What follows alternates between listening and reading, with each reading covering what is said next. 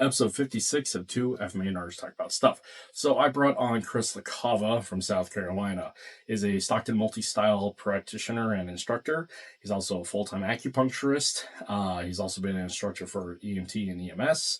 And a myriad of other things. On top of all that, he's a very talented and amazing artist, particularly for woodworking. We actually spent a lot of the podcast today talking about how woodworking and artwork in general is a means of cathartic release and healing, dealing with vicarious trauma and compassion fatigue from that world of EMS, law enforcement, and the military.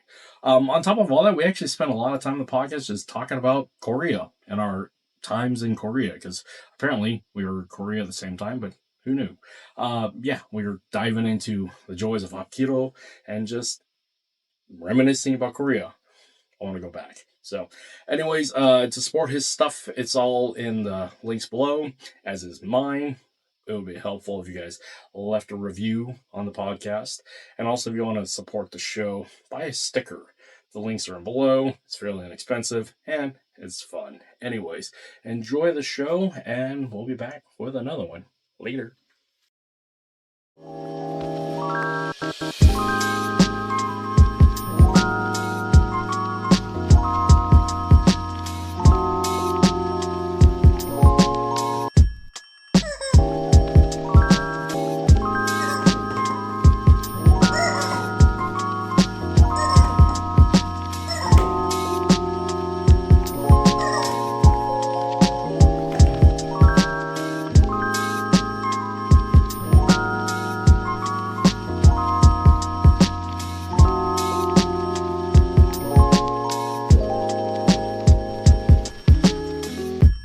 Christmas. Good. How are you, sir? Doing good. How you doing, brother? I'm good. I'm still trying to get over a 16-hour travel journey from Washington, but it is what it is.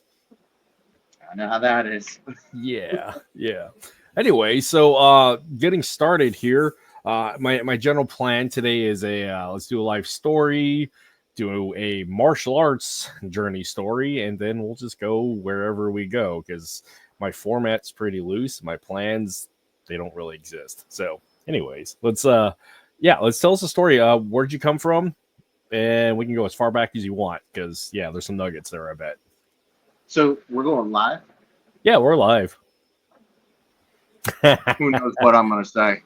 It's okay. It'll get edited out in post. We'll see, but that's part of the fun. So we'll take care of it in post. Yeah. Cool. So my name's Chris Lacava. I started in martial arts in 1984. I started in Kempo and eventually transitioned years later to Hapkido. And I ended up training here in the States and in Daegu, South Korea with GrandMaster Lim Yong-sul in Daegu. And I eventually got hit with the FMA bug. I first got introduced to FMA in 1991. I was doing Kempo, and we were doing stick work. We were doing weapons work, stick and knife. And then later on, come to find out, hindsight being 2020, it was modern arnis, or a variation of modern arnis. Because back in the day, Remy Frises was hot on the seminar circuit. He was getting all over the place. And Kempo guys, Kaju guys, they were all about Remy and his stuff. So it makes sense how, the stuff I was learning was modern arnis.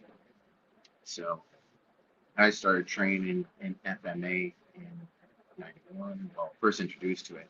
But it wasn't till, a few years later that I really got into FMA. And how that happened was, throughout the years, I'd play with friends who were FMA guys. And, in order for them to learn, they'd have to teach me certain things. And certain patterns and certain drills. So that's how I really started delving into it. But I had a martial arts school and acupuncture center together in one location. And I was teaching Hapkido out of it, and I wanted to bring FMA. And so I contacted a buddy of mine, George Chaver, who was Dan Santo instructor. And I said to him, hey, brother, I'd love for you to teach it at my clinic, at my dojo, at my school. And he was like, yeah, no, why don't you just do it? And I was like, what? Like, that's not me, man. I don't have any paper. He goes, you don't need paper. You're just as good as a lot of the guys out there to start with. And, you can always take it from there. And I was like, still didn't believe it. I felt like he was blowing smoke up my butt. But I did. I started doing like a little, weapons class and everything. But I didn't feel that it was right for me to teach like an actual class if I didn't have some kind of curriculum behind it, some kind of certification behind it. So I started training with Guro, Rafi Derdarian from Rhode Island. And I met Rafi a while ago, and years before, and he's a good practitioner, good guy. I knew he wasn't just gonna like hand me certs and whatnot, so he trained me well. And his guys are awesome, and they helped me get through the curriculum and all that. And then eventually, in the meantime, I do a lot of seminars. So I travel all over the place, and like I meet a lot of fantastic martial artists. I meet from all different martial arts styles and everything. But I ended up teaching in Buffalo, New York at Tim Hartman's Arnis camp, and he brought in a bunch of other people. Bobby Tapawada was there, and Michael Ferrone was there. And Michael Ferrone is the son of Leo Ferrone, Bahala fame, and he had his own style at this point because his father had passed. And it was original OGE, original Hirona Escrima. And he and I hit it off. We had a lot of things in common, and I ended up training with him eventually. So that's how I got into more of the Stockton styles, more the West Coast stuff. And so I trained with him for a while, for quite a few years. And unfortunately, we had to part ways. And then I met up with the Stockton multi-style guys from Stockton. And they welcomed me with open arms. They trained me hard. And, but, I am very fortunate to have ended up with these guys. It's funny, throughout the years, I'm sure you said it, I'm sure everybody said it, that, martial arts is like a family, and it's true to a point. But it wasn't until I started training with the Stockton multi-style guys that it really did seem like family. I mean, basically, I go train with them, and there was always something on the grill going while we're training. They're hanging out. Guys are hanging out. Some are training, some are hanging out. We're eating. We're having a few beverages. It's just really cool. And one of the other things that really hit home was like, with a family, you're always giving, right? And these guys have given me more than I've ever given them. So I feel blessed, and I appreciate them, to the bottom of my heart. And that's kind of the abridged version of starting to here. All right, so Stockton multi-style, like many, as you say, like many FMA groups, and martial arts groups, in particular for FMA. Yeah, the break bread, hang and bang. That's the best part of FMA. Honestly, we're really here for the food. I mean, the fighting, sure, but it's really about the food. Yeah. You can tell that. Yeah, go ahead. Yeah, it's funny because then we'd go do advanced training. Which meant that after training, we go hit a bar. Yeah. Not that we were getting in a fight. We just go have drinks. Yeah. But that's like the advanced training. Have some drinks. Get some karaoke on. Yeah. Yep. The other funny thing about it that I found was when I used to go to Korea to train. I mean, we trained really hard, and when I'd come back from Korea, I was usually lighter. Like I would weigh less. Yeah. But I go to Stockton, I train there, train just as hard, if not harder, And I come back, I'm heavier. And at first I'm like, what the heck? But then hindsight being 2020, I'm like, oh my God, we actually ate and drank quite a bit. You got to round it So, out, as one would say. I mean, you can tell how healthy the community is based upon meal times, or let alone if they have meal times together. Because realistically, the exchange of stories and just the commonality of everybody's got to eat. Not everybody needs to train FMA or whatever fighting method, but everybody's got to eat, and everybody's got the opportunity to share whilst eating. So, they're not necessarily the martial skill sets, but more or less the mental aspect of who you are at the dinner table really tells who you are in life. So, oh yeah, you definitely learn a lot about people after hours. yeah. One of the cool things is like, coming through the martial arts, I've always been all up for, hey, we go to a seminar, let's go grab something to eat, let's go hang out, whatever. And, Yep. Then getting into FMA, it wasn't like a big thing. Like, to me, it was just like, this feels like home. All right, we're good. Yeah. That's that Kapwa spirit within the FMA community or within the Filipino community.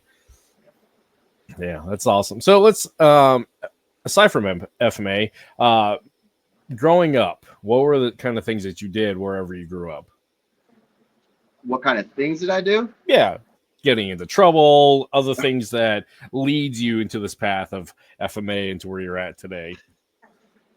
Because as much as this podcast is about, let's talk about your FMA journey, let's talk about your FMA daddy or whatever, really it's the people that make up the FMA community that I'm more interested in, because if you're an FMA, you should know your history of who and what what you do. But really, for a lot of people, especially a lot of the up and coming and current practitioners and leaders, a lot of people just don't know who you are, and without an opportunity to come train with you, this is that opportunity. So let's go a little back. All right. So growing up, I happen to be, I hate to say it, but I was one of those guys that got bullied, Yeah. And what sucks about it more so is it wasn't the bullies beating me up. It was the bullies getting somebody else to beat me up. And I'm like, this sucks. So that led to me having anger issues. And so, I would get angry and not know how to vent and all that kind of stuff. So I damaged things and whatnot. And I ended up loving Saturday morning Kung Fu theater, like the old Shaw Brothers movies, Five Deadly Venoms, Kid Golden Arm, all that kind of stuff. I ate that. I ate that all up. And so eventually I was like, hey, Ma, I want to do martial arts. And she was like, oh, hell no. No. We are not giving you a license to kill. You can't even control yourself now. Imagine if you get some skills, right? And so that was how it was rolling for a while until a friend of the family who was a Dan rank in Tung Sudo and said, you know what? It's probably just what he needs. You get him in the right school, right instructor, it'll set him straight. And so for some reason that held some weight with my mom and my dad, and they enrolled me in a Kempo school, which was really cool. And to be honest, it really did put a different perspective on my outlook and gave me a way to vent, a much healthier way to look at problem solving and all that kind of stuff. So props to Mom and Dad for taking that chance. The why really matters, and obviously the why changes over time, but as the why is the initiating point, it typically, or it straight up informs what you're doing now and what you're planning to do. So this is where, again, the beginning story is what matters when we're documenting people's journeys throughout the martial arts, let alone in life. Because there seems to be a common thread for a lot of martial artists, regardless of style, is either your family does it, you liked it, or there's that bullying path or that physical deficiency path. So it's funny that we're talking about the whys. And because I'm fortunate enough to teach, at a lot of these martial art camps all over the place, and I get to meet a lot of high level, amazing martial artists. And so I started doing a YouTube thing. It's called Two Questions. And so I ask people who have been in martial arts 30, 40, 50 years or more, and I literally trying to stay away from any drama, dogma, and all that kind of stuff. The two questions are literally, what style do you do? And what's the best thing you've gotten out of the martial arts? And the awesome thing is everybody's got different stories. But I remember one person, I wish I could remember who it was, but they had said something that like really resonated. And they're like, I've been doing this for 50 years. And each decade it's something different. You know, at first it might be kicking ass. And the next one it's about health and well-being. And then another one is about helping others train and get better. And it's just always something different, he said, throughout his time. It was never just one thing. And I thought that's really cool. And I've seen that happen in my own life as well, which is really cool. Oh, absolutely is. And the fact is, if you have a single purpose as to why, yeah, you can go with the very Taoist approach of like be a master at that and exemplify from that perspective. That's one philosophy. And then there's the other aspect of if you're just doing a single point as to that is the only reason why you do it, and it denotes a lack of growth. So there's an interesting dichotomy as to what why really means, but yeah, having the opportunity to grow and change and evolve is, yeah, it's really interesting and also quite beautiful. Because honestly, the fighting aspect is unsustainable. It's just one part. Yeah, it's only one part. That's one of the great things about martial arts is there's so many things you can get from the martial arts. You know, there's so many different benefits, and it's just a matter of time before you really start tapping into it and be like, oh yeah, I like that. I like that. You know, For a lot of people, it's a mental, emotional, spiritual resource. Because like you said, you may start because of the fighting, but you stick around for the fight, for the food and the family. yeah. And I mean, for some people, I mean, there's a certain level of like faith, for lack of a better term, to stay within the F's.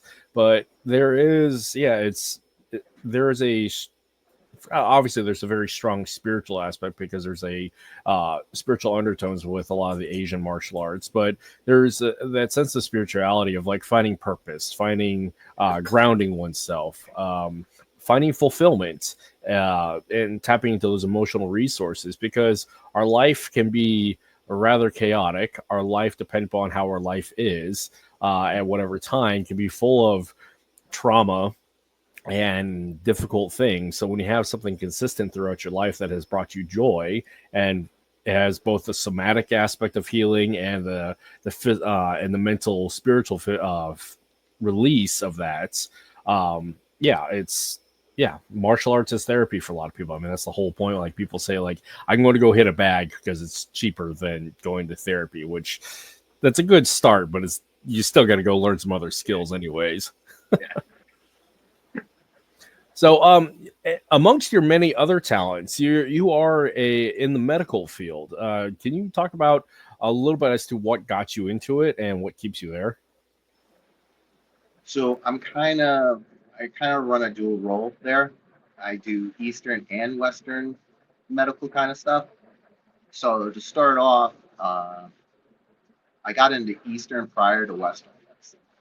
Um, I was a martial arts geek, man. I love it. And you see martial art movies where they're healing people with herbs and acupuncture and Twin Na and all this other kind of stuff. And I was like, oh, I want to know some of that, right?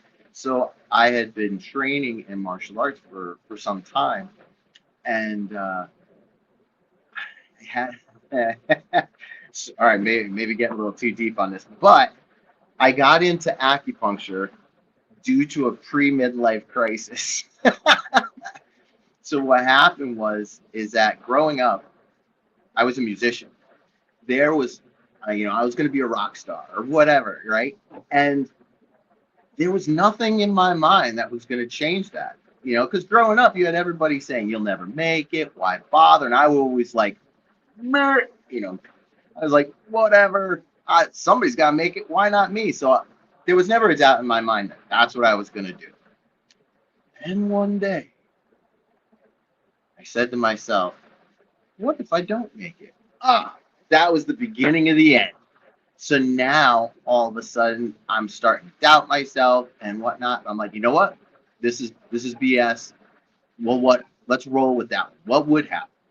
So I had to do some soul searching, and I had to think about what do I like, you know, all these kinds of what am I all about. And I was like, all right, so I like helping people. I like medicine, but I didn't necessarily want to be a doctor. Um, Eastern thought and theory has been in my life since I was like 11, and so that putting all that together, I was like acupuncture. So I ended up working for an acupuncturist to make sure that that's what I want to do, because I didn't want to just spend all that time and money and then be like, yeah, that's not what I want to do. So I worked for an acupuncturist for a while, and then I did my prereq work in college, you know, my anatomy and physiology, all these different kinds of meds and chems and all that kind of stuff and biologies that I had missed prior. And so I did all that, and I got into acupuncture school. And I went to Tri-State College of Acupuncture in New York City. And the funny thing about that is my first day of acupuncture school was September 10th, 2001. So if that date rings a bell to you, let me tell you a little bit more about that day. I'm at school. I'm on 13th Street and 8th Avenue in Manhattan. I'm pretty high up. I look out the window. I go, hey, there's the Twin Towers. No one would ever say that again, because the next day I didn't have school, and my wife at the time? Well, my girlfriend, who's now my wife, at any rate, she calls me up. I'm half awake, and she's like, turn on the TV. And I'm like, what channel? She goes, doesn't matter. Just turn on the TV. So I turn it on, and I'm watching it, and all of a sudden, the second plane goes in the building. I'm like, oh, my God. So that was the day after my first day of acupuncture school in the city. So my entire acupuncture education at Tri-State, we had people that were in the Twin Towers, you know, that were in my class, that would come in for treatments, all that kind of stuff. So it made for my education on an emotional level, deeper level than just like pain and digestion issues and all that kind of stuff. It really gave me part of an education I may not have experienced prior to that. So it was an amazing, unfortunate yet amazing experience in acupuncture school in the city. So that's how I got into acupuncture. That's incredible. Yeah, talk about an event that defines or changes history quite literally and defines not just a single generation, but everything thereafter. And quite the motivator to do the things that we do. It's, I don't know if it's a point of growth, or this is going to be a digression, but I don't know if it's a point of growth or progress.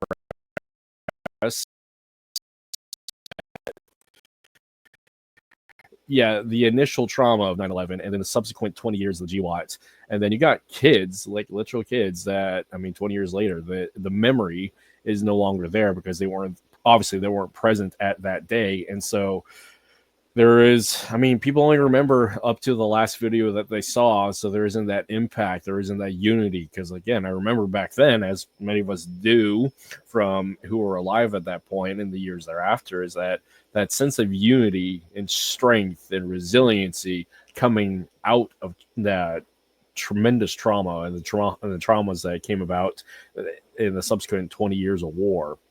But it is interesting, like I said, about how people forget and how people come apart. And I don't know if it's a good thing or a bad thing, but it's interesting for sure. And the humanity in the community, the days after that. Oh, yeah. Dude, Americans were tight. Oh, yeah. We were, I mean, it just brought everyone together in a time of crisis, you know. hard times, you know. Hard times hard times rise to the occasion, and it seems that many of us did rise to the occasion, and for the better. It's just maintaining that growth and that post-traumatic growth, quite honestly, is it takes a bit of work. It really does. And for those who are on the ground therein, like, that's a whole event that I don't wish upon anybody. But it again, there's that whole aspect, kind of tongue in cheek, of what doesn't kill you makes you more interesting and strange, but that's what makes you cool and unique. So other people I've talked to, so like obviously FMA on the East Coast is quite large, especially there in New Jersey, because like Sachi Villarreal, like he had just immigrated to the U.S. from the Philippines and was going to school, and yeah, that was his first introduction of "Welcome to America." And I've heard that story. Really? Yeah, and I've heard similar stories from like uh, many people obviously were there and affected, but that one actually kind of and that one definitely resonates. Chris Coeto, for example, also was there in that general region. Yep. Also, Jensen from Nostalgic, like that whole like area there. It is interesting of like the impact, mind the pun, of what that's had on their lives, especially 20 years later. So sorry. I mean, if you can't laugh at it, then come on. Thank you very much, B. Hazelvik. Yeah. So acupuncture, were you involved any after your schooling, and obviously after 9/11? Were you part of any medical relief, healing, or anything like that? Dealing for survivors of the event or anything like that? So that was more locally because I lived in Connecticut at the time. So I was like 45 minutes out, and a lot of people from Connecticut in my area commuted into New York City. So yes, I would do, stuff at, my clinic or, or wherever, I would put that out there to, do acupuncture, whether it's for anxiety, depression, the PTSD that's involved, the pain that's involved. I put that out there. It wasn't part of um, any group necessarily, like Acupuncturists Without Borders, that kind of thing. It was just me, just kind of trying to step up and help the community. I mean, that's rise to the occasion. Well, that's awesome that you did that. So staying in the vein of acupuncture, twofold. Like, I know it's a stereotype to a point, but it's also like it's an interesting thing within the martial arts.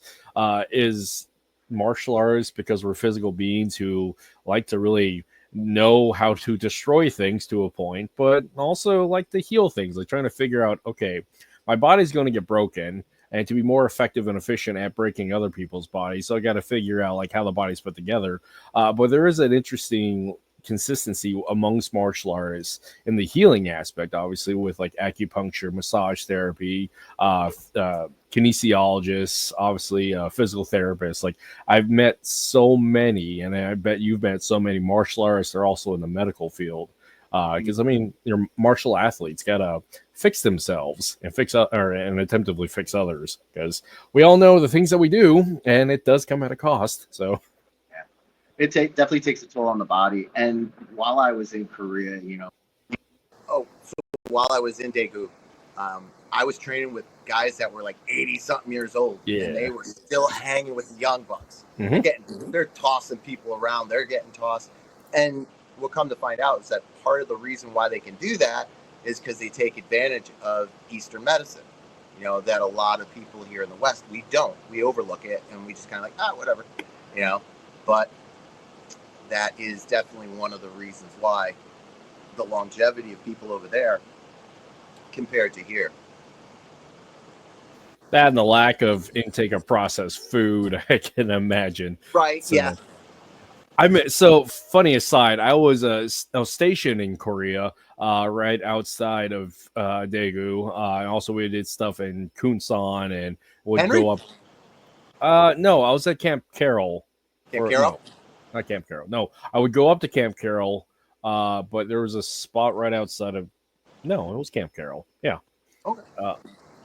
But yeah, many happy memory running around Korea. running riding the trains and doing the bus route. Honestly, like the train rides and the bus stations were the best part, because like what people don't understand about Korea is like these train stations and bus stations have like multi levels of interesting things. Like there was an indoor water park, there was top tier restaurants, movie theaters. There's a golf course up there, and some of them like up in Itaewon. But yeah, Korea was a blast. I want to go back. So Yeah, I've been back in a few years. I would love to go back. yeah, yeah. That's it. So going back, I may have missed this, but what initially took you to Korea? Is it because you were involved in Tangsuro and Hapkido, or yeah. Okay, so you're just So doing I the ended up pilgrimage training. So my Hapkido instructor, he stopped teaching. So once again, I'm not going to teach if I don't have an instructor. It's not fair to my students if I'm not progressing. You know, how can they truly progress if I'm not progressing? So I ended up, once again, being a martial arts whore. I trained. I went to seminars galore. You know, I was always at seminars. And so one of the people I met was Todd Miller from New Hampshire, and the style of Hapkido he was doing answered a lot of questions I had about Hapkido without even me asking questions. You know, like, do I have to fake him out in order to do this? Do I have to hit him first before I do this technique? Do I have, you know? And a lot of it's like, no, you don't. It's just a matter of doing this, this, or this, and the principles behind it. And I was like, oh, that makes a lot of sense. You know, what happens when the guy grabs you really hard? Do I have to knock him out? Do I have to, like, you know, daze him or fake? Because I'm not good at faking.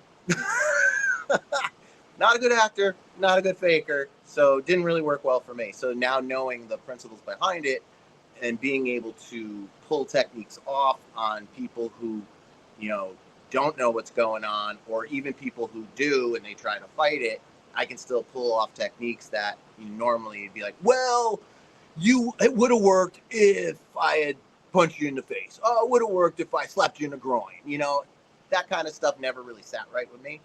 So like many students, you attacked me incorrectly, as the skit goes. Yes, right. And you know, I give credit where credit is due. That style of Hapkido definitely helped me in my seminars. You know, going all over the United States teaching seminars. You know, sometimes you have people who are very compliant, and then other times you have people who are non-compliant by choice or just because they're rigid or whatever. You know, so being able to do those techniques without having to hit somebody or whatever is very cool, but it's also very empowering. Like, for example, there was it was a camp called Super Summer Seminars in upstate New York. Amazing camp. And I didn't have I didn't have a student with me. I was by myself.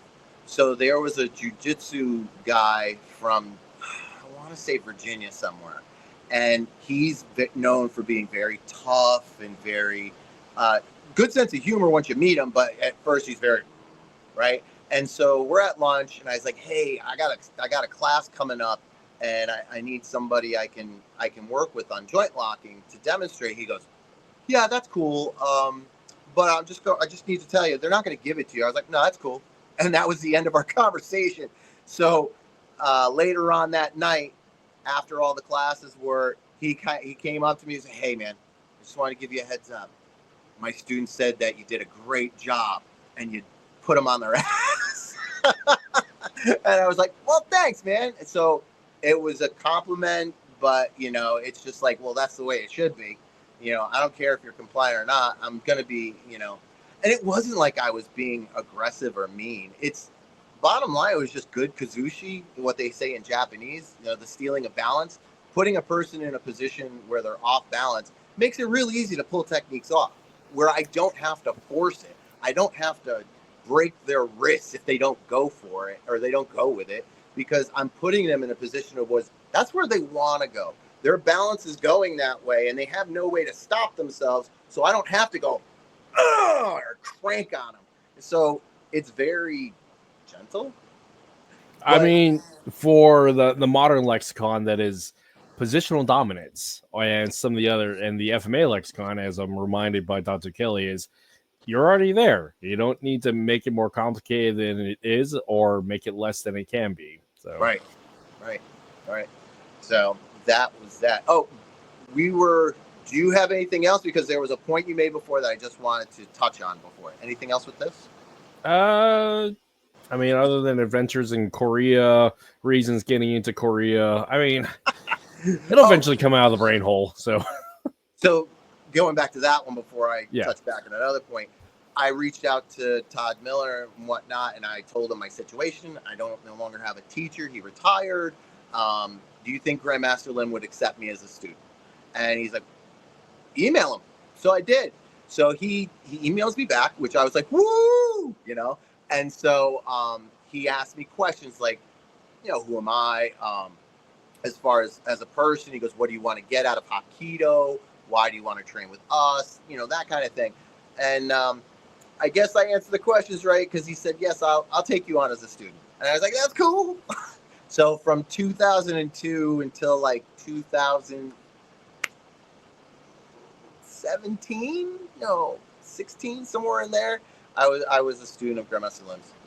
And yeah, that's how I got to Korea, because training with him, he came once a year, and I was like, nah, that's not enough. So I might as well go to the source. And going to Korea was an amazing experience. It really was. I loved it, every part of it. Some people would say they would come from the outside like, oh, they're rough. They light you up a little too much. And to be honest, when I went there, they all trained hard, but it wasn't anything different that they weren't giving to anybody else. It wasn't because I'm a round eye that they were torquing me up. It was, they were doing that to everybody, and afterwards everybody was happy, and it was very, very cool about it. It wasn't like I'm gonna light this guy up just so he knows. And it wasn't like that at all. There was no animosity. There was no ego at play that I ever found, So that was another great experience, in Korea. honestly, the skills there. It's an equal opportunity if everybody gets to suffer at the hands of a expert performer. Yeah, I miss Korea. Was a blast. I mean, there were some parts that was shitty because I was there on a military military rotation, but yeah, Korea was a lot of fun. One of my first black belt outside of the family system was in Taekwondo. I got involved in Kyukido, which is which is another derivative of Korean martial arts in the U.S. that mixes Hapkido, Taekwondo, and a little bit of Judo. But yeah, but getting my black belt in Taekwondo, just like everybody else in the 2000s, because Taekwondo was what's there and available. What was hot, man? Yeah, right. It's like how jiu-jitsu is now today. Yeah. Although I miss like Taekwondo back in the 2000s with like ITF, full thundershock displacement, way before the Olympic tag. I mean, honestly, all my concussions realistically come from Taekwondo, like taking those heavy kicks and just being tough and dumb and walking through that. But still, but you'll see that with a lot of martial arts, right? You'll hear about the guys from the the 60s and whatnot. Prior military, they're coming back from Okinawa and Chuck Norris, right. And they're like, the way they train started getting watered down throughout the years as it got more popular. And I hate to say it, but I hope it doesn't happen. But BJJ, same thing is probably going to happen. Is that as it gets more popular, more and more people are going to want to teach it and train it. And those mechanisms for quality, unfortunately, sometimes will go down. And I hope it doesn't happen. But that's what you see throughout the years, through pretty much most of the martial arts that become popular.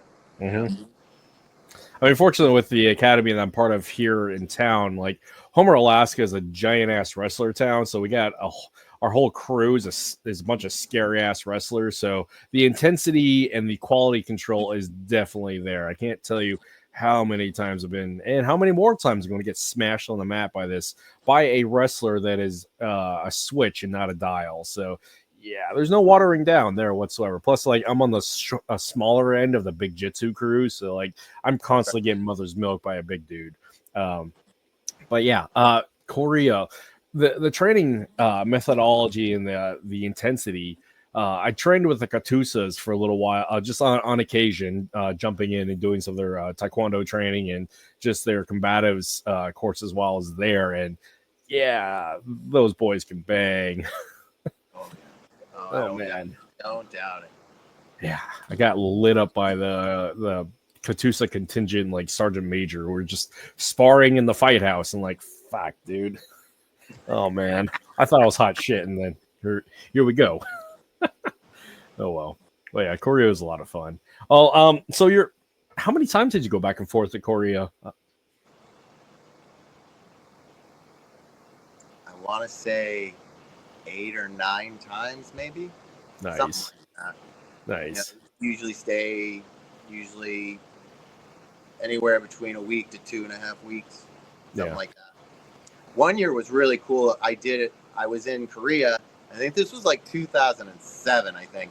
I ended up going to Korea and then taking a plane over to Japan and meeting a bunch of people, other acupuncturists from America. And we ended up traveling around Japan doing seminars with my teacher's teachers in Japan. It was amazing, dude. Oh my God. One of the places we stayed at was Koyasan, which is a mountain range. And in order to get there, you got to like get on one of these big gondolas and you travel up the mountain. And when you're on the mountain, there's all kinds of monasteries there and everything. And it's a big thing for a lot of people. Like, you can buy this book and you go around to the different monasteries and they do calligraphy in it and they stamp your book. And it's a collector's kind of thing for a lot of people around there. So I got my book stamped by as many as I could. And we stayed in a Buddhist temple. It was amazing. And this was during the fall, so it was a little chilly and whatnot. So we had these big feather beds. We're sleeping on the floor and everything. And the place, it was straight out of like feudal Japan. There was no heat. They had these what looked like they weren't kerosene heaters, but they looked like kerosene heaters sporadically spaced throughout the monastery. And they had natural hot springs pumped into the bathroom. So you had like a little hot tub going on there, which was amazing. We got to be involved in like the morning meditation. They ring the bell, and they got all these like gold statues and stuff like that around, and you smell the incense and the chanting, man. Holy, like, it vibrates through you. Like, being a musician and knowing harmonies and stuff like that, some of these intervals were just like, they vibrated my teeth. They vibrated my inside. Some of the times the intonation they were getting, I was just like, oh my God, this is like surreal. So it was like getting thrown back into feudal Japan. It was really cool. That's awesome. And I mean, again, like martial arts experiences and the adventures that we go on, that is really cool. And honestly, like there's again, because I'm still like decompressing from water and steel, like it is, I mean, it's unique and to its own like majesty of going to Gig Harbor and hanging out with the deer and the geese and this like old like Christian camp with the cabins and everything else. Like, nice. But still, it's like there's always something unique that you take away from like these immersion camps. And man, yeah, going to Japan, that would be a blast for that kind of thing. That was funny because when we ended up, so I went to school at Tri-State College of Acupuncture, and one of our instructors was Kiko Matsumoto. She's all like 5-foot chain, Japanese woman, hard accent, phenomenal acupuncturist.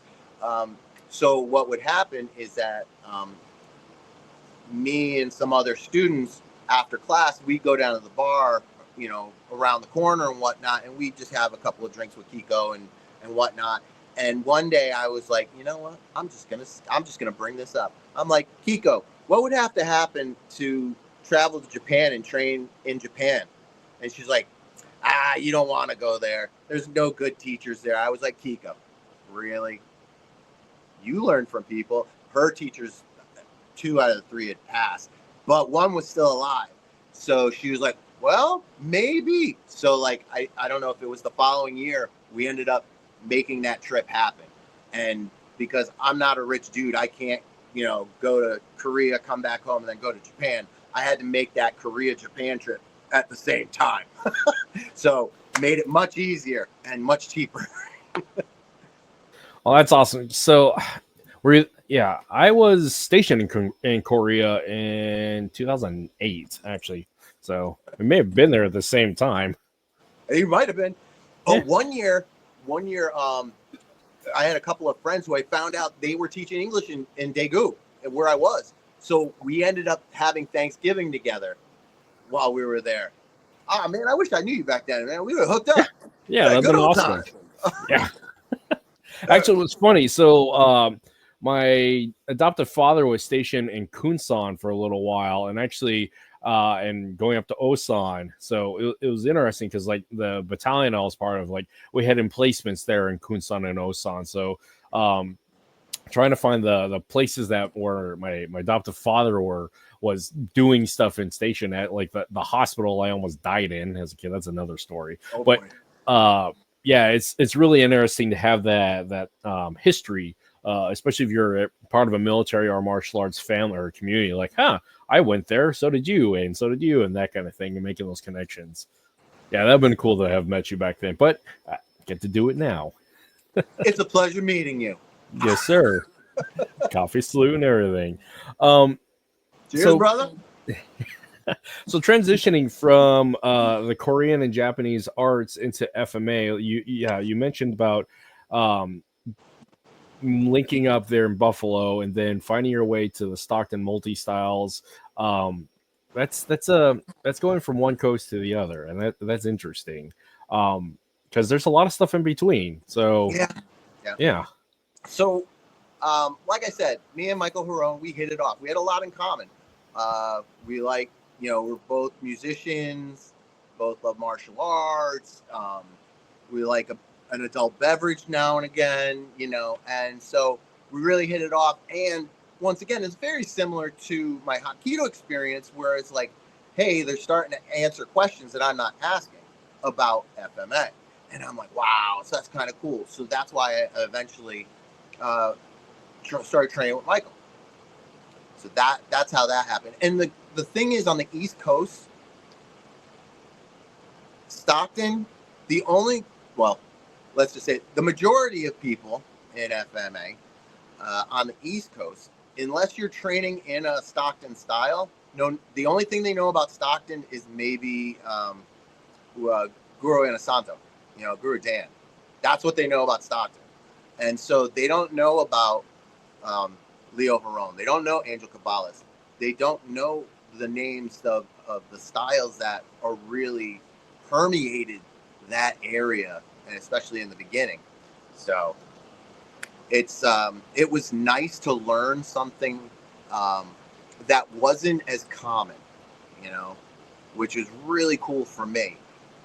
One, it answered a lot of questions that I had, and two, it's something new, and it's kind of, people just don't know about it. So now I get to take that in a little bit, which I loved. I really enjoyed that.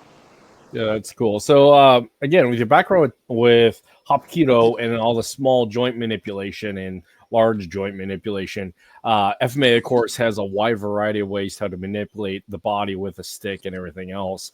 And one of the things I found that, again, training deficit, mainly because my life and experience of not doing certain things, like I constantly find that my small joint manipulation and is very lacking, and like those pain compliance and controls in those areas is very lacking, because like in my experience is like has been very aggressive, been very much on the offensive standpoint, like I'm just going to hit you a lot and really hard and be done with it. If you happen to get disarmed because you're unconscious, so be it. But listen, being we're all human, and even though you're as good and as amazing as you are, dude, we all have those areas of expertise, but don't have as much experience or, in other areas. And that's a good thing, because as long as you're open to it, you can always learn more, which is awesome.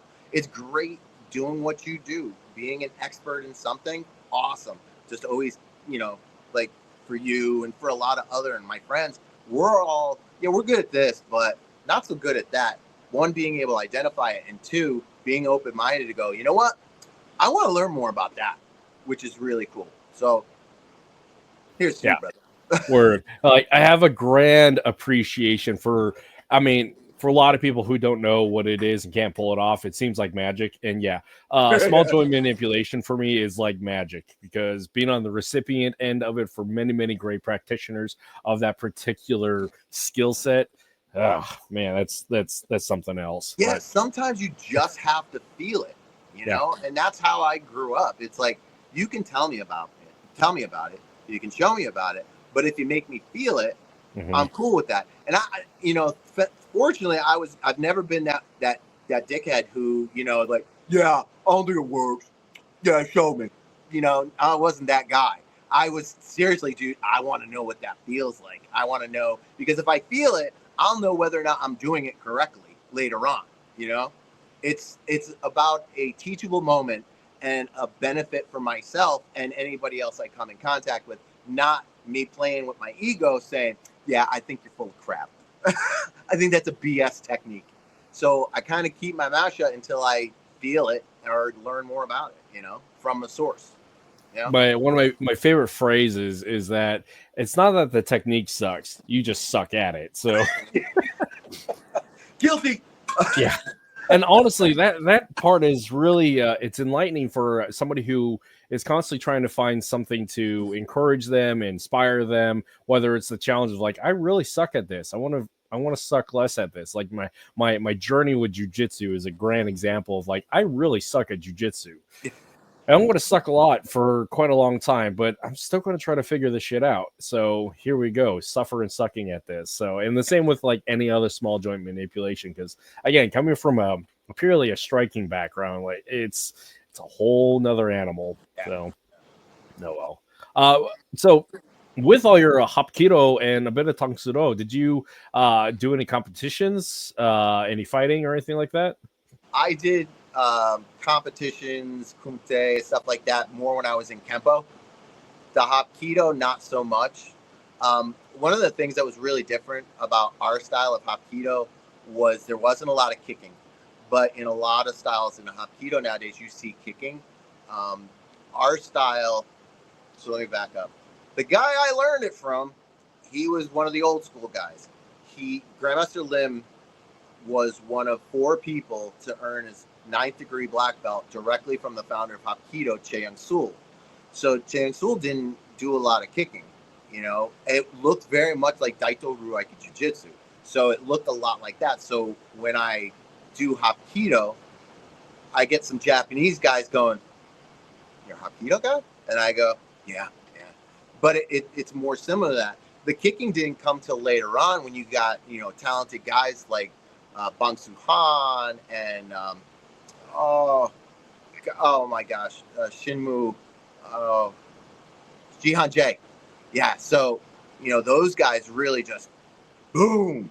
They promoted the heck out of Hapkido, and Hapkido wouldn't be as popular or as visual without them. So it's just our style was different than theirs. That's it. That's really all it was. There's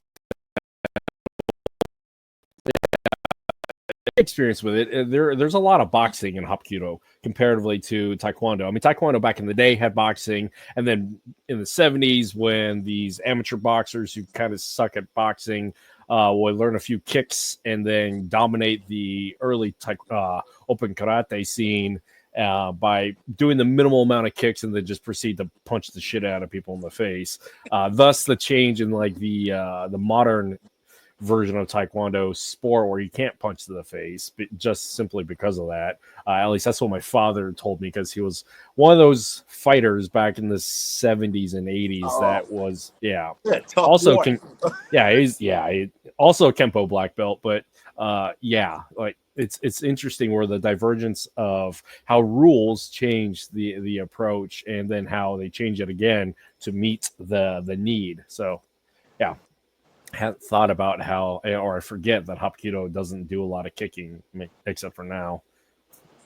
Yeah, I mean, Bang Soo-han and Jihan Jae, they were kickers, man. I wouldn't want to get kicked by them. I probably still wouldn't want to get kicked by Jihan Jae's kick. He's a monster, man. That's a talented dude. Yeah. Well, that's cool. So back into the medical lane. I found my the thing that we got lost on. Oh, okay. Yeah. So as an acupuncturist, then you're also in emergency medical services. You do some education on that.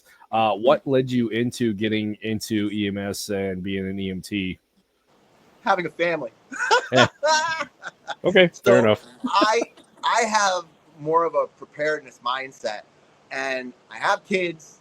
You know, I'm married. I have kids, and I'm thinking to myself, having my mindset, it's like I want to know what the EMTs and the paramedics want to know prior to getting on scene. So God forbid something should happen, I can help with rapid transport.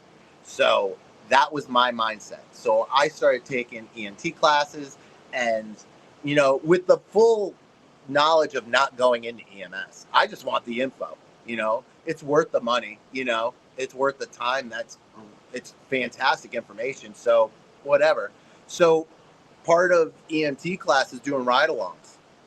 And so everybody's doing ride-alongs and whatnot. And one of the stations that we were going to for ride-alongs, you know, the people who were doing it before me, like, oh man, it kind of sucked. We didn't have a lot of calls, and so my time to start doing ride-alongs, and I'm not even in the station for 10 minutes. Tones drop, and the paramedic that was on scene or the EMT that was on scene goes, "Hey, you want to go to a code?" So there's a cardiac arrest, and I'm like, "Yeah, let's do it." So we start doing that. Adrenaline kicks in, you know, fired up. We're helping people. Things are going sideways. We're making the best of the situation. Everything's going like, it was just an amazing experience to be able to help somebody in their worst moment of their life. And it was like, you know, and I just got hooked.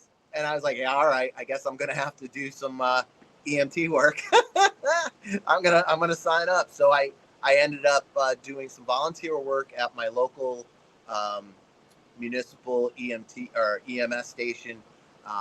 It was 911s only, so it was cool, and which kind of thank God for EMS, because when COVID hit, my family was financially ruined because my main income was traveling around the United States teaching seminars and doing acupuncture. And during COVID, couldn't do either one. So now I'm like, how am I going to make money?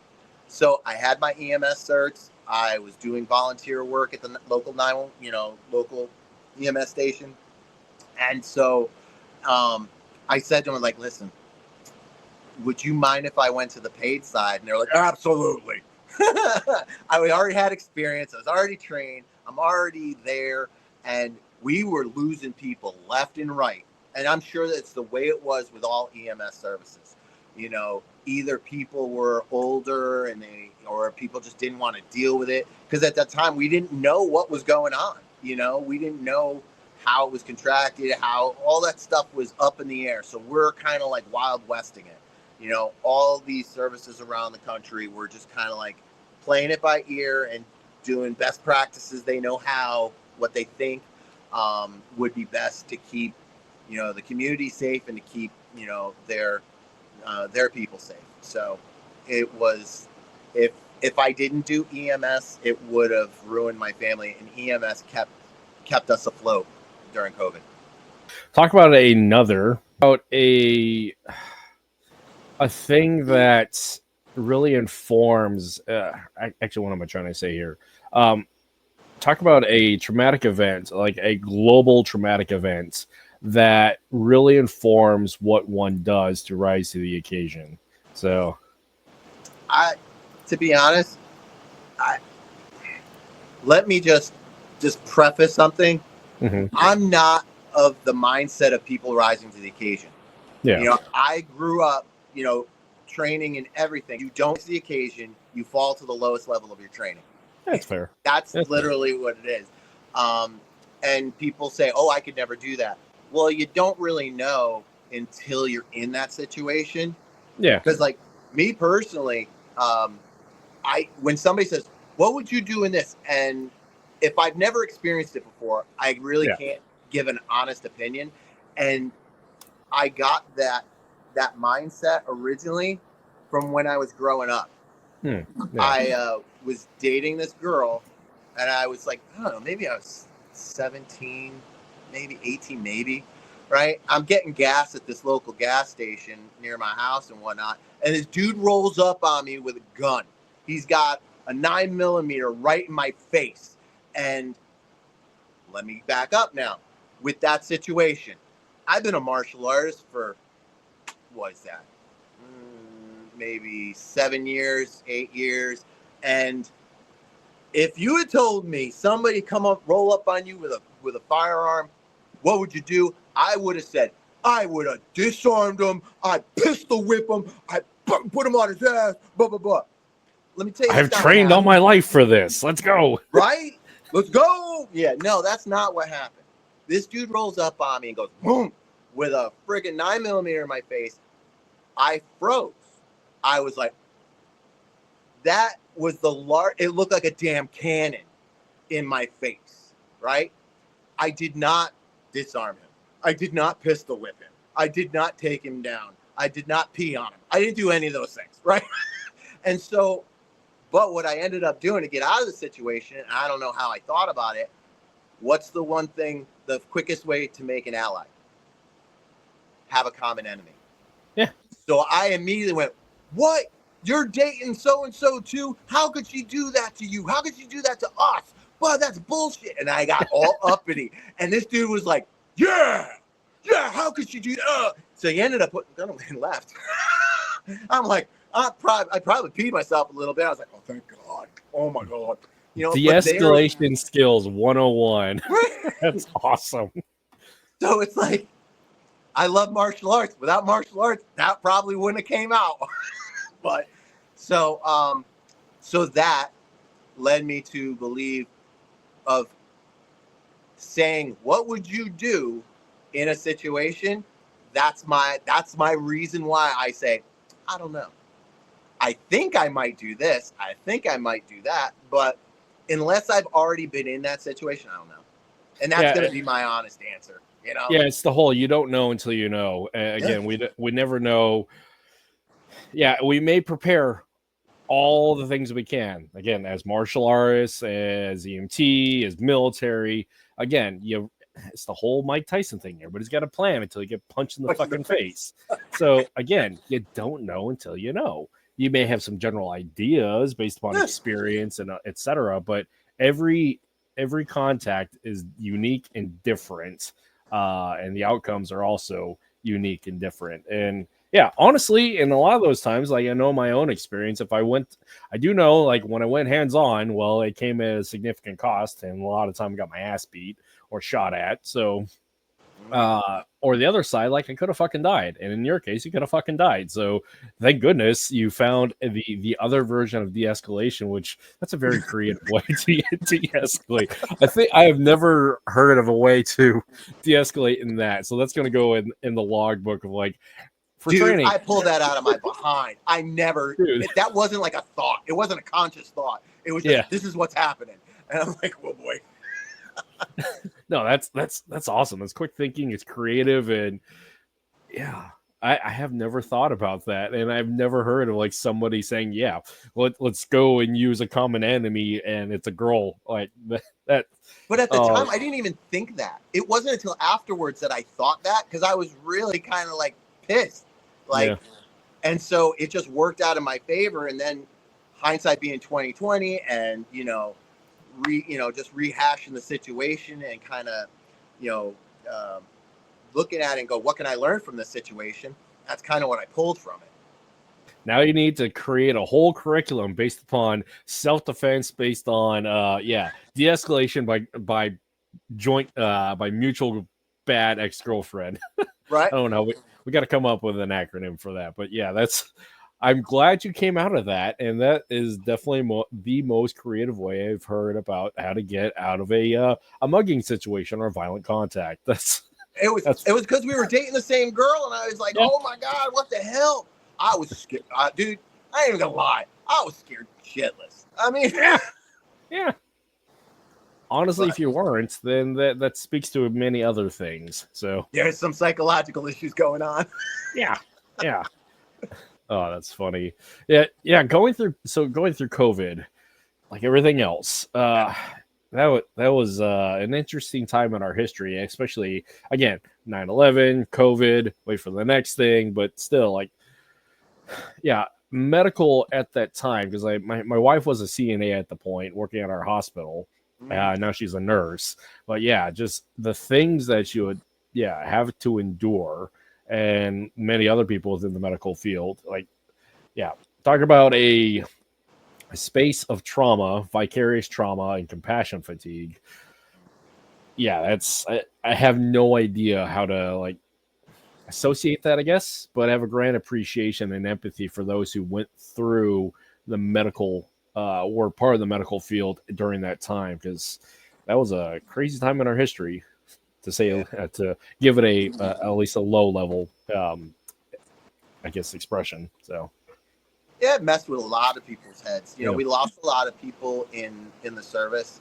You yeah, know, people didn't want to put themselves or their families through it.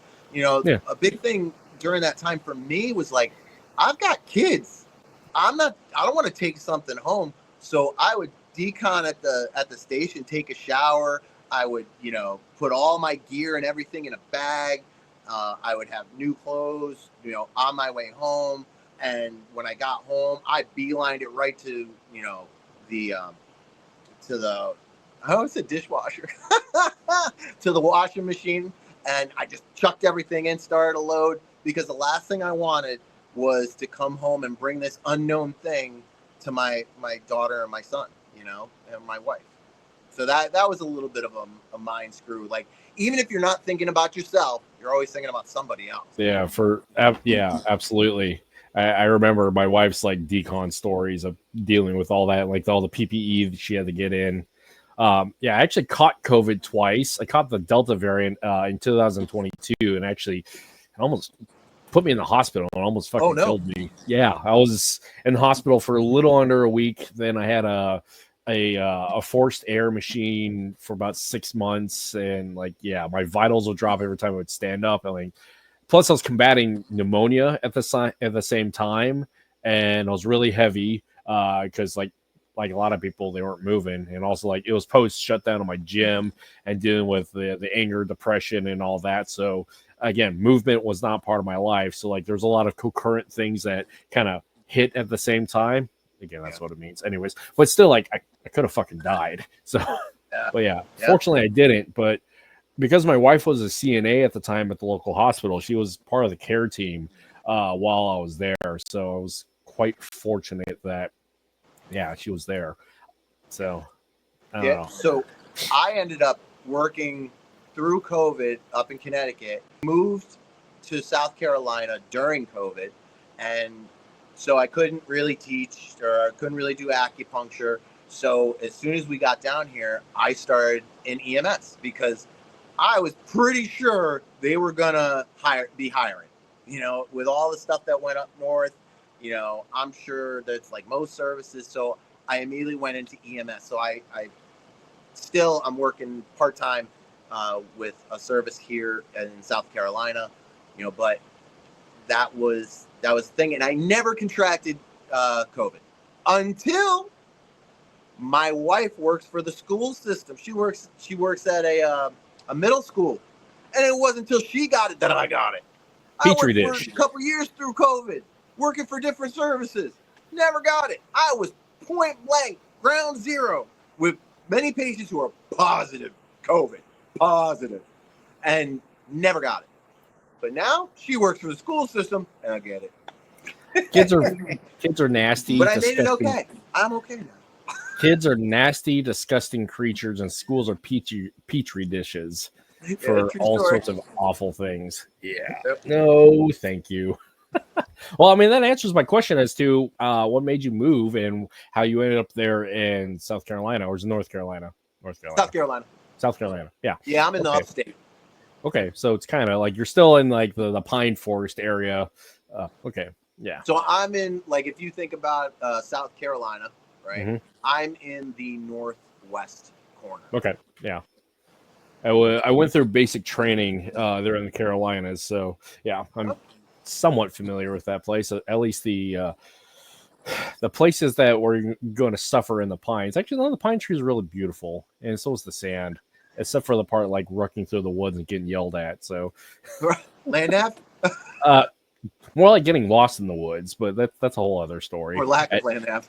Yeah, being 19 and dumb. So, yeah, EMT field, like EMS and law enforcement, I have a grand appreciation. And again, like dealing with the GWAT, like the glory of the soldier and serving at the time, there is that. But honestly, like EMS and fire and law enforcement, that's a whole other side of civil service that people do remember and people are very grateful, but that's just a whole other path of like a call to service that is incredibly important, powerful, and yeah, we're very blessed to have people like you who go into that field because it's critical. I hate to say it's a critical piece of employment, but it's critical for our civil survival.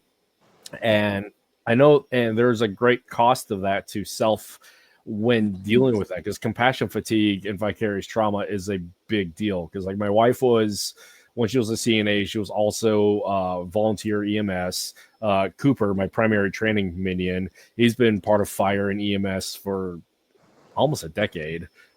So yeah, that's One of the many coping skills we have besides compartmentalization is dark humor.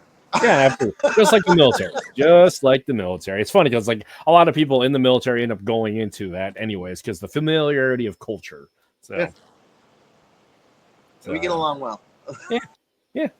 Grand appreciation. But I don't know. When I was looking at like choices for going into the military, like medical was definitely not on my list because like that 68 whiskey could have been all you, bro.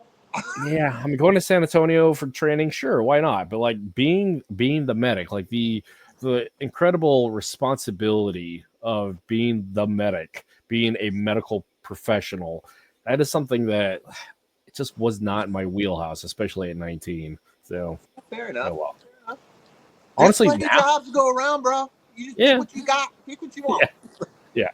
So as long as your ass says okay. Right. I mean, I could have gone anywhere. I mean, I could spell my name. Funny part about it, at the end of all that, like I ended up in an infantry slot. So, all right. God bless you, bro. I got out, so it didn't really matter. So, but anyway, so like talk about EMT and coping skills. And I keep coming back to this because a part of like what this podcast addresses is the very human stories and the very human experiences. And so dealing with everything that comes with EMS and all those things, like there is a bit of the life touches you. And so how have you found positive coping skills aside from dark humor to process through all those things, whether somatically, spiritually, intellectually, all the things? What has been an outlet to deal with all of that? I hate to say all that trauma. Besides dark humor, compartmentalization, talking with other people in the service who've gone through the same thing helps. Another thing that I find that helps is being creative. It keeps the mind active, creating new things. So like one of the things I do is woodworking. So that's get it out of my head and just focus it on something positive and creating something new. So woodworking is one of the ways that I cope as well. You know, I can get lost in my workshop. You know? So like you had said something about finding pictures. So I actually had a couple of pieces I was just going to show. Yeah. Like bring while it was dead air, I was like, well, I might as well show something. Yeah. Oh, you have them handy? Go. Yeah, cool. Let me pop myself down and we'll show that stuff. So this is just a piece of black walnut that I carved. Yeah. And then painted. Very nice. That's wall hanger. Sweet. That's awesome. What else? This is a piece of pine. It's got a hole here. Yeah. It's got some dimension to it. That's cool. What do you use? What kind of sealant do you use to? It's different for each thing. A lot of times I use shellac, just straight shellac. Sometimes I use spray on polyurethane or wipe on polyurethane. Then I got this piece here That's cool. where it was cracked, so I used some twine to make that like that, and Yeah. I used some wire brushes to kind of dig out some of the softer woods in there, so it's got a real nice texture to it. Oh, cool. And then I also have a lathe, and sometimes I'm not the safest guy, so I'll do stupid stuff. So I have a clamp thing like this. So I ran this on my clamp and just kind of turned it, and so it's a nice little. That's neat. It's just a neat little wall hanger piece. Yeah. Hey, that's a couple hours out of my life that I didn't feel like killing somebody. No, I'm kidding. I mean, to each their own. Again, the reasons why. Then I had this nice little wood carving and burning that I did for my daughter. She likes mushrooms. Yeah. Get some psilocybin going. Here we go. So I just do various things, whatever comes to mind, whatever tools I have at hand. I'll just start whacking away at it. I mean, for a lot of creative outlets, whether it's writing, art, like physical arts, there is a piece to be found in everything that you start with. Like, some people go in with a plan, but honestly, some of the more fulfilling pieces that for my own self and like what I've seen for others, just stuff came out, and here we are. So with the wood, did you just go through your local area and just source it there and just find a piece that you like, or do you buy your materials for it, or is it just stuff that you just discover? I'm having a hard time hearing you're kind of like roboting out. What was the question? If the internet holds, where do you source your wood materials? Did you say where do I find my materials? Yeah. So a lot of the materials, like we've taken down trees in my house, and I've got a mill close by, so we'll mill it down. And the first tree we took down at our house, it was a maple tree, and we were just going to take it down, chop it up, keep some for firewood, and the rest get rid of it, right? So then I opened it up, and it had there's different changes in wood. So there's spalting in it, which is like a black fungus that kind of grows in it and makes these like really cool black designs in it. Some of it had quilting or figure, where if you hold it a certain way, it kind of like ripples, but it's flat, but you'll see like ripples in the wood. So, and like that's expensive stuff. So I'm like, oh crap, I can't get rid of it now. Now my wife wasn't too happy about it. She's like, get rid of that stuff. And I was like, but look at this expensive stuff. So I ended up going to the mill, milling it down, stickering it, and just kind of like letting it dry. And I'll do a lot of my stuff off of that kind of stuff. I'm doing for my acupuncture clinic, I had a root ball, and I'm going to make a chandelier light out of it. So most of the stuff is what I have on hand. But sometimes if somebody has a project they want done, I'll go to a box store or go to a lumber yard and see, pick up that way. But I try to use what I got. That's awesome. So like it's recycling at its best. When my filter is down behind me, there is the pile of shit that's behind me is a lot of my craft stuff. So I have a bunch of foam and cardboard and paints and stuff behind me. So yeah. You make armor? I can, but what do you make? I make a little. So actually, the main thing that I use for all this is because I'm a big fucking nerd. Is I use it for D&D and Warhammer and making terrain. So yeah, dude, I'm down. Yeah, that was my main creative outlet for building stuff during COVID. Is because I really got back into D&D, and D&D was like a major therapeutic thing for me, especially after I shut down the gym and all those things. As for those who know, I'm an AD&D guy. Yeah, there you go. Back in the day, I was all advanced D&D. That's how I rolled.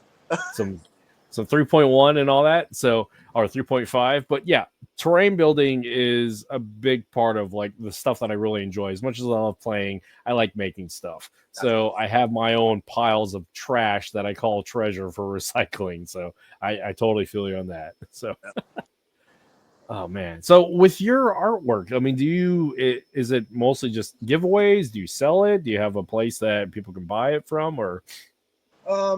Like if I make a piece, I'll, I might put it on Instagram or something like that. If somebody wants Yeah. to buy it, I don't have like a specific, like an Etsy store or anything like that. Yeah.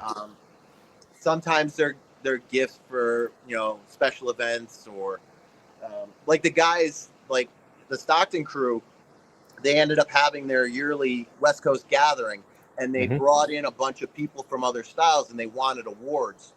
So Terry was like, "Hey, can you make something?" And I was like, "Yeah, sure." So I made, oh,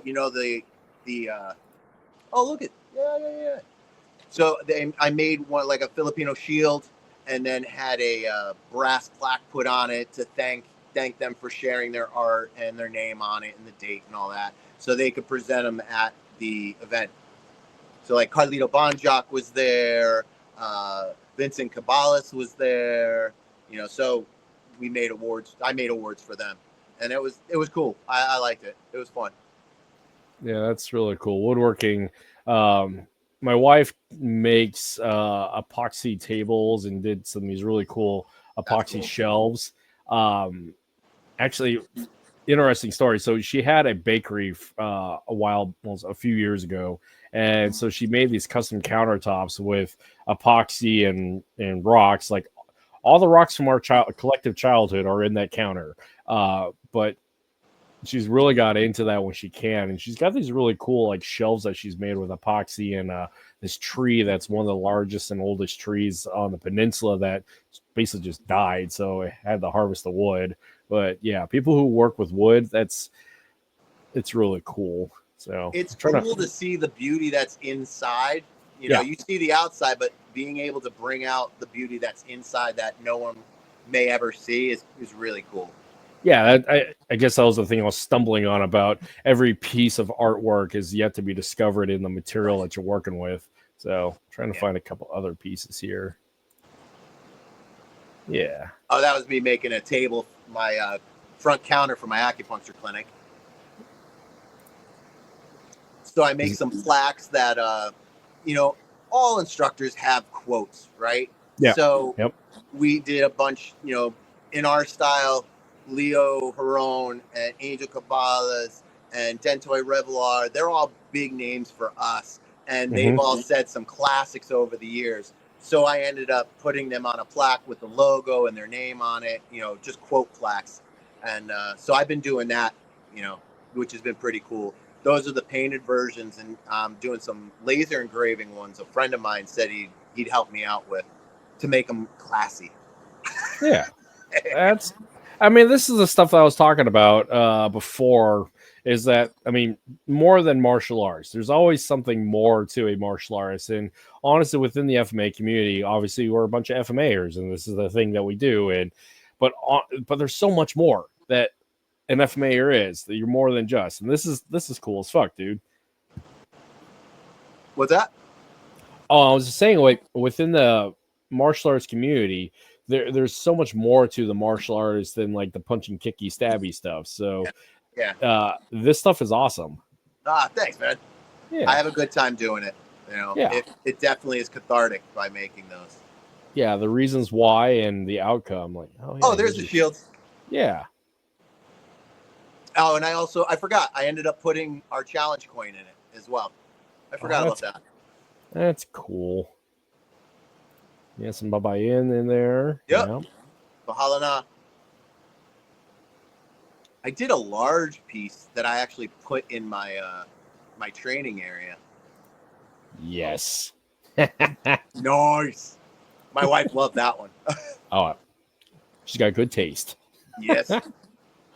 Some Batman ones I did for friends. Yeah. Yeah. Let's see. Where are you at? There's a whole bunch of you sitting in your car talking about stuff. Because I drive a lot because like I do an East Coast tour, an East Coast leg of my tour, and then December I'm going to be doing a Southern leg going across, going west. But like sometimes you're driving for hours and it's just like Me So, and my part of it, thoughts. it's me being stupid and keep staying awake. Yeah, okay. Serrata logo. There we go. I ended up doing that was a stamp. I carved that out and I used it as a stamp. Oh, that's cool. Yeah, it's like this big. Nice. I have a rubber chicken stamp that I made just for reasons. Oh yeah. Where is that? All right. For everybody who, for everybody who's listening, we're just scrolling down Chris's Instagram. So, bit of business. All of Chris's links will be in the description, and you can find all the cool stuff that he does. But yeah, we're just scrolling through your social media because amongst talking about stuff, we get to show this stuff. So yeah, hey, look, there's the other Chris. Well, yeah, that's when we did Carpool Collie. Yeah, and he started because I saw one of his old episodes and he was saying how he really likes Liquid Death. And he said, I've got a whole case back here. And I was like, yeah, whatever. So we ended up doing that. I looked back during the interview and I go, holy crap, you really do have it. Yeah, goes, Chris I love is this good stuff, man. Chris is good fun.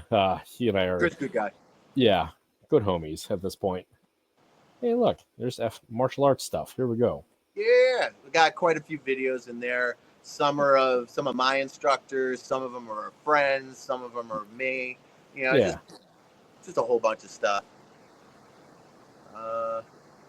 We'll just keep digging here. We're going to keep going down. Come on, honestly, that one sign I really like. I mean, I loved it so much I couldn't get rid of it. I had to put it in my school. We're going to keep scrolling. There's a bowl that I made. Yeah, there's one of the bowls, like a bunch of bowls I make. So. And that was that on a lathe? What's that? Was that on a lathe? Yeah, that's on a lathe. Sweet. Hey, this is a cool bowl. Look at that. Yeah. Natural edge bowl. Yeah. Yeah. Everybody's got to have a tire monster. Yeah, I just thought that was the coolest thing ever. I was like, yeah, dude, I'm going to take a picture of it. Maybe one day I'll make one. Yeah. Hey, that's the one I showed you. Yeah. Recycling at its best. Okay.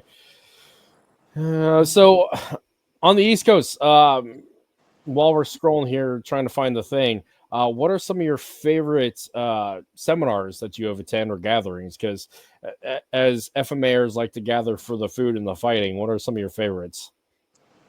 So on the East Coast, the Shurite International Conference in South Carolina.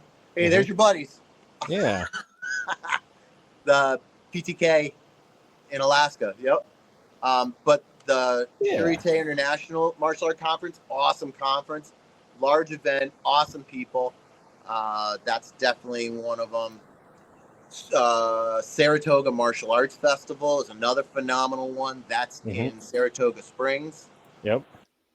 That is usually in April. There's the martial arts, not the Gathering. It's called something else, but it's in New Hampshire. Terry Dow puts it on. That's the one. That's the cool one. I love that one. I'm gonna make this bigger. But Terry puts on a great event. Damn it, I lost it. So those are three of the ones that I love to do. There's a camp down in Florida that it's a progressive Arnis by Chad. Chad does it. He's another acupuncturist. Awesome dude. That's a camp that's open to other people and awesome time. It's actually at a campground, which is awesome. And I attend that every year because it's always great. I wish I could say I made that, but I didn't. I had that made. It's still cool. Still, it is cool though. I had to buy one because it was so cool. Those are the three big ones. Oh man, I'm trying to think. Those are the four big ones that I really like. But if you have a conference and I would love to attend, give me a holler. You know, if anybody out there runs a camp or knows of a camp, give me a holler. Let me know. I'd love to attend or teach at it. it's much easier to teach at it, as far as my scheduling is concerned. But usually my East leg tour. So my East Coast leg, start in South Carolina. I'll do seminars up the coast, and then I'll usually either end up in upstate New York, or I'll end up in New Hampshire, and then I'll make my way back. So these are usually, quick weeknight gigs, a couple hours, maybe an hour and a half, 2 hour seminar, easy on the finances for people. So if anybody's interested and I'm in your area, give me a holler. I'd love to stop in. I mean, everybody's so fortunate down in the lower 48 because they have the ability to go to these camps in a relatively easy way, whether it's driving or flying. Is like venturing down from Alaska. I mean, it's its own adventure, but it's a really fucking expensive one. So, yeah. Oh well. So let's see. But I want to get up to Alaska though. Come on up. We'll take you fishing. We got a boat, so come fishing. Nice. And we might do a little FMA, but it's really about the fishing. That's the other F. So. See, now if I go there and I go fishing, the Stockton guys, they'll hate me. They'll be so jealous. Especially if I do it with a beer in my hand. They're going to be so jealous. Well, funny enough, so we have Virgil Navarez here in Homer, and he is a Stockton Serrata guy. I think he's underneath. Yeah? Yeah. I'm trying to think who he's underneath again. But yeah, he moved to Homer here a few years ago, and I thought I was the only one. So, and discovered him. It's like, oh, cool. That's awesome. Yeah. I wish DeQuertis, Bahalana, DeQuertis, and Serrata are three awesome styles. And if somebody's training in them, I would love to hook up. It'd be fantastic. Because Stockton multi-style is a combination of all three. So when somebody else is doing one of those styles, dude, I'm down. I would love to come hang out. Because like back in the day in California, and there was a lot of other places, dojo storming. You remember where like, oh, so you teach this? Let's see how good you are, and so they'll try to beat up as many people as they can and whatnot. So that's not how I roll. We don't roll like that no more. So it's like I really would love to connect with other Stockton styles and people who train in other styles of Stockton. I mean, any style in general, I'm down for it.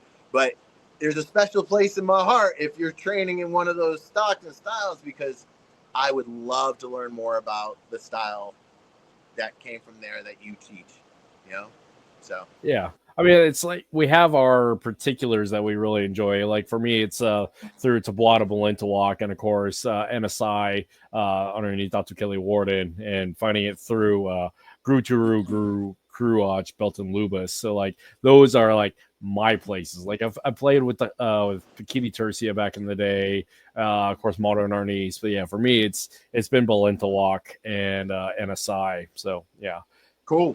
Yeah, it's been fun. I don't know how much time, and I don't know if my internet's going to shit out again. But let's do a little more social media presentation. So you manage a group on social media here. This is correct. This is your group. I don't know. I don't see it. Here we are. Okay. Oh, Stay Bladed. Yeah. So I admin for Stay Bladed South Carolina and Stay Bladed Connecticut. So Stay Bladed is a worldwide, hangout, for people, any type of, if you're into FMA, if you're into knives, if you're into martial arts, if you're into blacksmithing, anything that has to deal with blades, you can hang there. And a lot of the states have them. And I just happen to be the admin for those two. I started in Connecticut, so that's why I was the admin for Connecticut, and now that I'm down here, I admin for South Carolina Stay Bladed. So we just post videos, any kind of pictures, questions. Like I said, if you're a knife collector, if you train in blades, if you're a blacksmith, we've got them all there. That's cool. Man, my internet's so buggy. I don't know why. But anyway, so just to save on us, and I'll bring you back on, and hopefully the internet gods AI gods will cooperate with us some more. But we've been at this for I guess like an hour and a half now. I want to be respectful of your time, but do you have anything you want to close out with the community, or anything special, funny joke, etc.? Dude, I just appreciate you hanging with me and spending the time with me. It's been fun. Yeah, it has. It's been a great time. And if you're ever down in South Carolina, give me a holler. Oh, absolutely. Absolutely. Actually, one of my childhood best friends lives in South Carolina. And of course, GM Bobby's there. So I got to make my trip. So GM Bobby's about an hour and change, maybe 2 hours from me up in North Carolina. Yep. Okay. North Carolina. Yeah. I'm trying to get to his event. You know, it just happens to be that it's always something going on, but yeah, I'm trying to get there.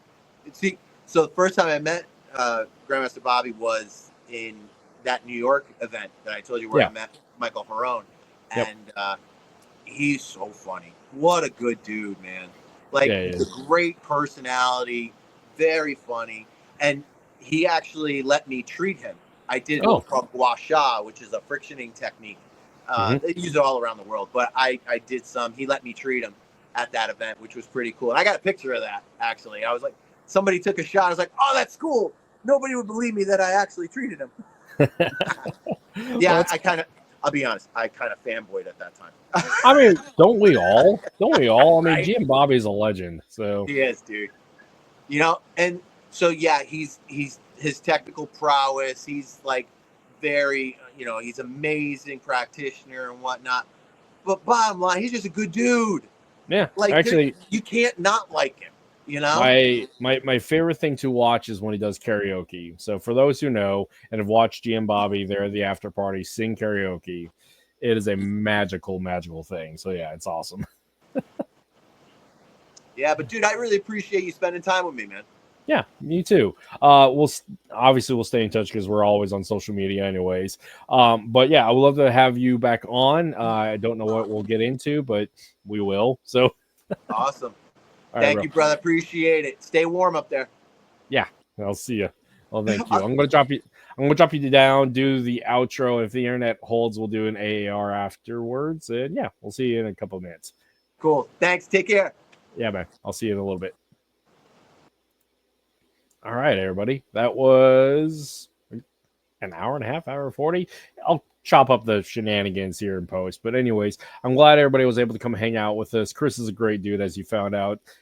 Fun to chat with and just full of awesome. So all of his social media will be in the description field below. But anyways, give him a like, give him a subscribe.